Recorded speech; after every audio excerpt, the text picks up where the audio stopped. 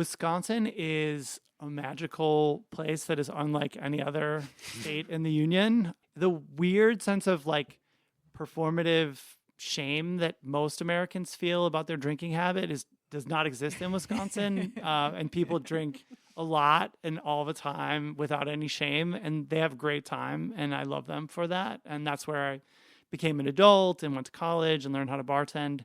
And the sort of like signature drink of Wisconsin is the old fashioned, but in Wisconsin they make it with brandy instead of with whiskey. And the typical prep there is what's called in the cocktail world the newfangled prep, which is more of a cobbler. I was taught to make an old fashioned by taking a half orange wheel and adding a couple of cherries and adding a bar spoon of superfine sugar and adding a few dashes of Angostura bitters, and then kind of muddling that in the glass and then pouring a healthy amount of brandy. At many of the bars I worked at, this was not a fine cognac. This was I won't say what brandy it was, but it was a brandy, an American brandy.